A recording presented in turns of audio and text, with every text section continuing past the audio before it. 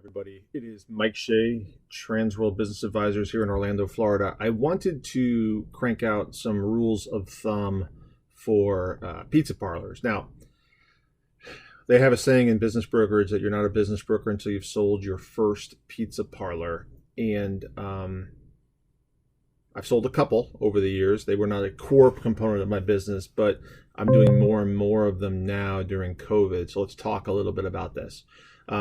A ton of the restaurants during COVID have been absolutely decimated. But oddly enough, not all of them. And those that have not have been those who have been convenience-based and quick and on the cheap. Now, I've been in the business 16 years, and I was around when the recession happened back in 8 and 9. And I can tell you pizza did very, very well in 8 and 9. And we've seen an evolution in pizza parlors over the last 30 to 40 years. Back in my professional background, I once worked for PepsiCo, and PepsiCo bought a variety of fast food chains, Taco Bell, Kentucky Fried Chicken, and Pizza Hut, way back in the day before we spun them off. The reason we bought them was for the fountain product penetration, because Coke really owned that sector. And we figured, hey, let's get our product high profit margin into some high volume soda fountain opportunities in food space and in safe foods that we weren't going to screw up as a corporation. We really couldn't screw up pizza. We really couldn't screw up Taco Bell. And we really couldn't screw up fried chicken.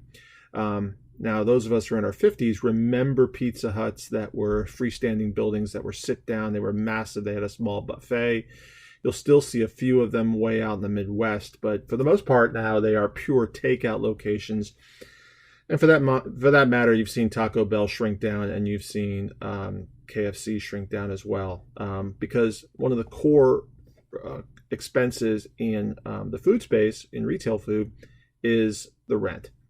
So if you can simplify and keep a location down to the minimum square footage, you can have a profitable business. And you'll see in New York and in downtown cities, pizza parlors are notoriously small, and they're mostly takeout. So let's go through some of the numbers here. Let's start with a number of establishments that are out there currently. There's about 73,000, I would guess, probably more, maybe 80, 90,000 locations around the United States. The profit margin in pizza parlors runs 7 to 10%. Now, that seems a little low. I will tell you I've seen much, much higher when the rent is impacted and you're working out of a smaller location. The average revenue per employee runs around $41,000, and the number of employee count in a pizza parlor generally runs 13. The majority of that is wait staff and delivery. So, that seems like a high number, but it's really part-time employees knocking out deliveries, and the average wage per employee is about 13 grand. So again, part-time employees. Some market share numbers. It is a brand intensive business, but the brands don't really dominate. The independents dominate. Pizza Hut's got 15% market share, Domino's 9%, Little Caesars 8%, Papa John's 6%. And then there's, of course, some regional brands out there, like Donato's in the Midwest and Columbus, et cetera, et cetera. But 53% of all stores out there are independents. 35% of annual sales are often, the sales multiple plus the inventory, 38% plus the inventory and equipment in a franchise from a sales standpoint multiple, 1.5 to 2 plus FF&E, equipment and inventory. These are the benchmarks. 1.5 times EBITDA, which is earning before interest and taxes. And then a 4 times monthly sales plus inventory to a 2 to a 2.2 owner benefit we see here in Florida. So those are the multiples you can expect to pay on one. 22% of people are dine-in. So these are normally Italian restaurants that have sit-down, some internal bar operations, and they're serving the pastas, and the pizzas are a smaller portion of their menu. 35% of establishments have takeout as their core business, and then 18% of their sales are in delivery. So one of the few places where eating out and delivery operations comprise the majority of the sales on an operation.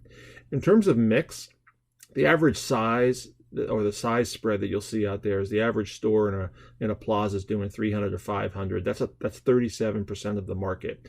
15% at 5 to 750, 9 to 750 to a million, 1.2 to 2 is 6.7, and 24% is 250K and below. So what's real important in this business? Employees are critical, because if you look down at the bottom, you'll see that there are usually 5 competitors within 5-mile radius, and that's the delivery window for speed purposes. So you've got to make your product perfectly, and you've got to be quick. When 50% plus of your sales are being delivered or taken out, time delays will kill your brand and kill your reputation. So the importance of good people in the kitchen is absolutely vital, and good delivery people is absolutely vital, which is the inverse of a normal restaurant where your wait staff is super, super important. Length of lease, rent, and parking are all factors in sit-down establishments. But you can see that, the people like Pizza Hut have figured out that they don't want to have that as a variable, that's non-controllable for them.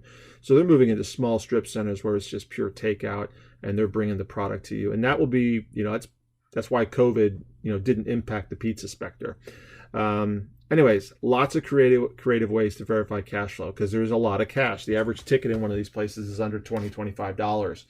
So I've been in places where I've counted pizza boxes, I've counted tomato cans, sauce cans, and did the backward math. So what I'd have to know is how many sauce cans, how many boxes, how much cheese do you use? And then I'd literally be looking in the garbage at tomato cans and be validating the number of pies that went out that day as a way of validating revenues and sales. There is pretty much a pizza parlor in every shopping place in America. And you'll also notice that in the independent sector, they tend to have stronger lunch operations than the branded, because they're serving by the slice. The Pizza Huts, the Papa John's, they don't serve by the slice. Caesar's does, and they've got that vending model, but the independents really dominate the lunch space because they serve by the slice, the working man and woman.